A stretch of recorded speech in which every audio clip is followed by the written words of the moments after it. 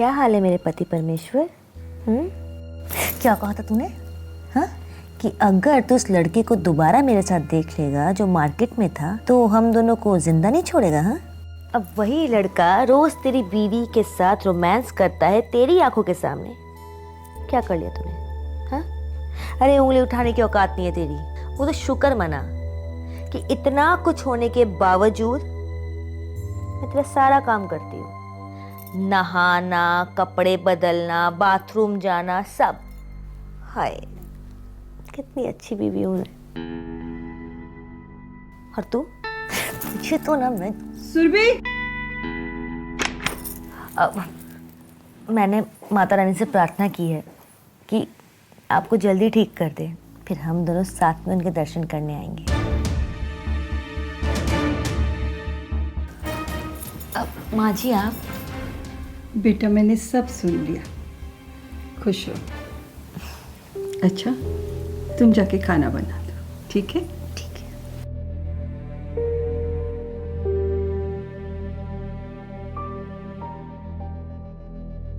तू जल्दी ठीक हो जाएगा मेरे बच्चे, तू परेशान मत होना, ठीक है?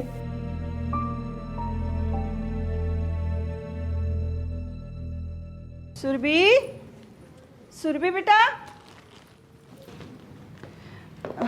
अरे माँ जी आ गई आप? हाँ, ये मिश्रा जी ने कुछ मिठाइयाँ भेजी है। अच्छा। इसे रख देना। और बेटा मैं अभी बहुत थक गई हूँ, अभी मैं आराम करूँगी। माँ जी पहले खाना तो खा लीजिए। अरे नहीं नहीं बेटा, आज मिश्रा जी के यहाँ पेट भर के खाना खाया है, अब मैं कुछ नहीं खाऊंगी। माँ जी मैंने आपकी फेवरेट डिश बनाई, थोड़ा सा खा लीजिए।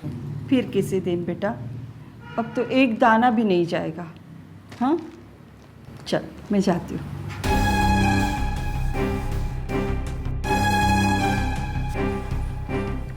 क्या करूं? इसने खाना नहीं खाया तो मेरा पूरा प्लान फेल हो जाएगा। क्या करूं?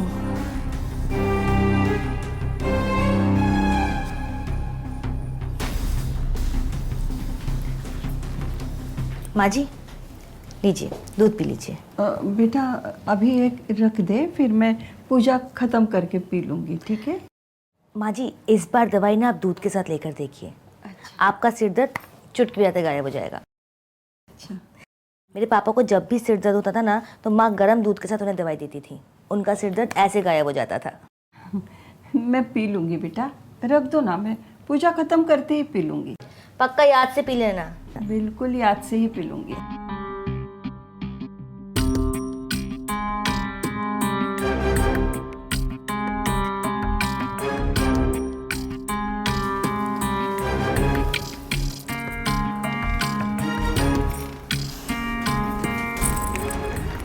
हेलो, आ जाओ।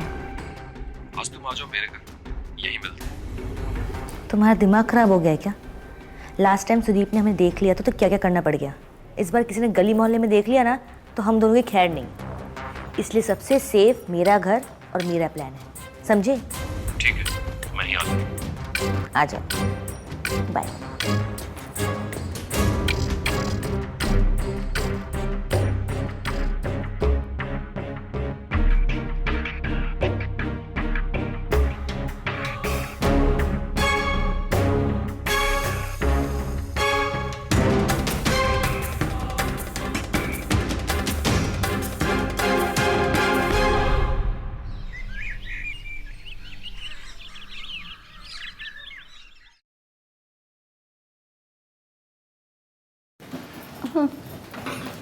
क्या हुआ माँ जी, तबीयत ठीक है ना?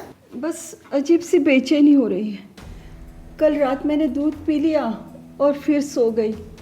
कल भी नहीं मिल पाई डॉक्टर से। कोई बात नहीं माँ जी।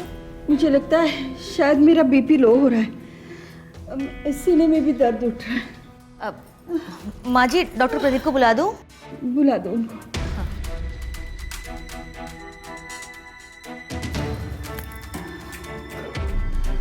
हेलो डॉक्टर प्रदीप, आप एक बार मेरे घर आ सकते हैं क्या? माँ जी की तबीयत बहुत ज़्यादा ख़राब हो रही है, एक बार आके देख जाइए ना। ठीक है, ओके। माँ जी मैंने बुलाया है। हाँ।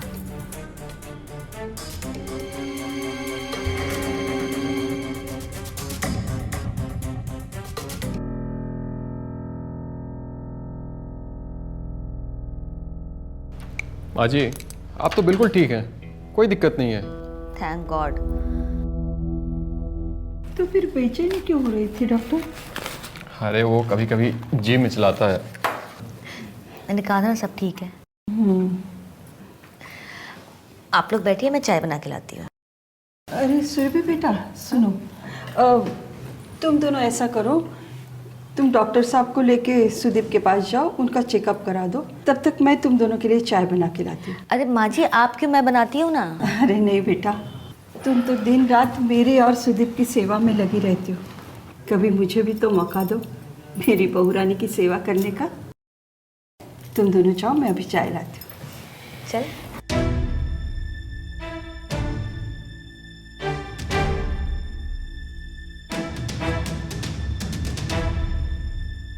तुम्हारी बीबी कभी तुम्हें ठीक होने ही नहीं देगी।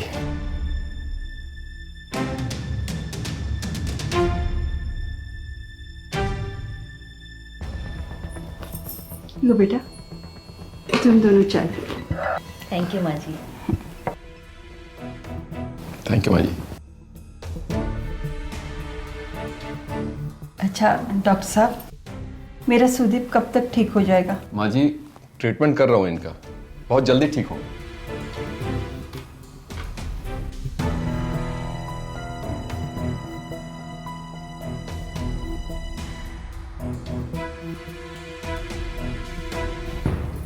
सुनो बेटा, डॉक्टर साहब कह रहे हैं तुम जल्दी ठीक हो जाओगे।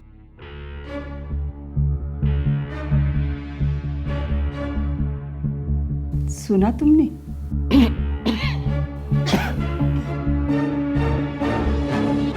तुम्हें पता है, मैंने इन दोनों की चाल को पहचान लिया है। तुम्हारे हर एक तकलीफ का, हर एक धोखे का मैं इन दोनों से बदला लूंगी बेटा।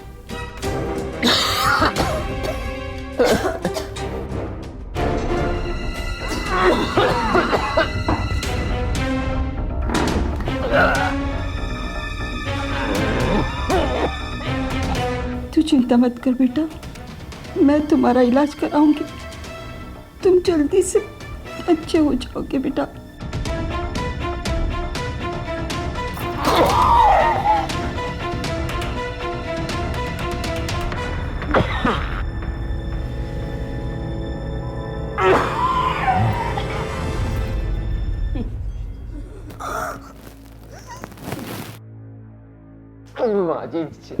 क्या खिलाया था? जहर। तुम दोनों के चाय में मैंने जहर मिलाया।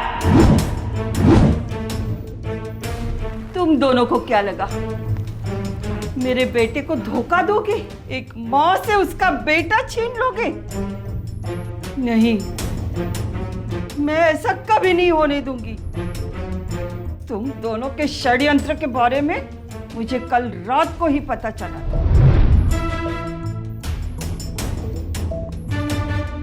आज तो तुम बहुत खतरनाक लग रही है। ये कैसी आवाज आ रही है अंदर से? प्रदीप, अब वक्त आ चुका है कि हम अपने कॉलेज के किए हुए प्रॉमिस को पूरा करें।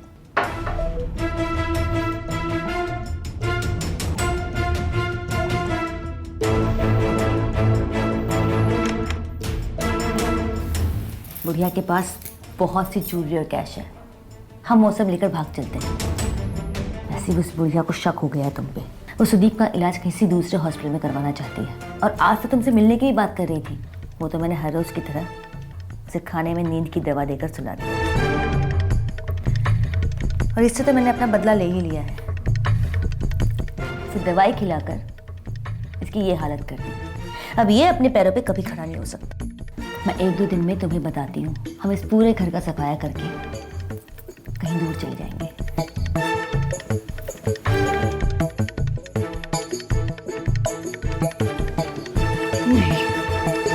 नहीं, ऐसा नहीं होने दूंगी। मेरे बेटे के साथ इतना बड़ा धोखा नहीं कर सकती वो। मैं इन दोनों को नहीं छोड़ूंगी, नहीं छोड़ूंगी मैं इन्हें।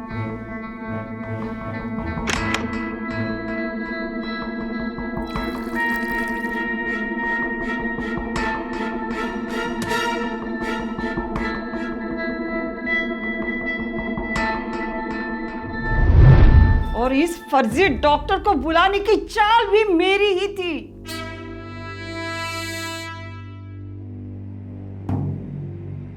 तुम दोनों ऐसे ही तड़प तड़प के मरो।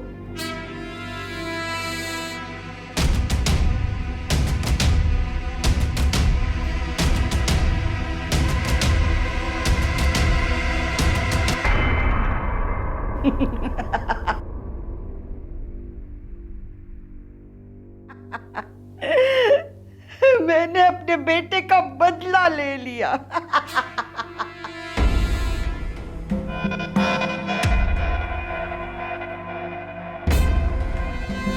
मैंने तुम्हारा बदला ले लिया उनसे।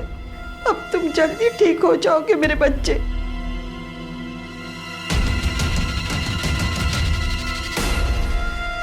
दोस्तों, आपने एक कहावत सुनी होगी, 100 सुनार की तो एक लोहार की। अब इस कहानी में आपको अच्छे से समझ में आ गया होगा कि सुनार कौन था और लोहार कौन। सुरभि अपनी सास को नींद की दवा देकर रोज सुलाती थी, लेकिन सावित्री जी ने एक ही बार में जहर देकर प्रदीप और सुरभि दोनों को हमेशा के लिए सुला दिया। सावित्री जी ने जो किया वो एक अपराध है, लेकिन सुदीप और सुरभि भी अपनी अपनी जगह गलत हैं। फिलहाल सुदीप एक जीती जागती लाश बन चुका है। मैं आपसे विदा लेता हूं, फिर मिलूंगा अगले एपिसोड में एक नई कहानी के साथ। तब तक के लिए अपना ख्याल रखिए। जय हिंद, जय भारत।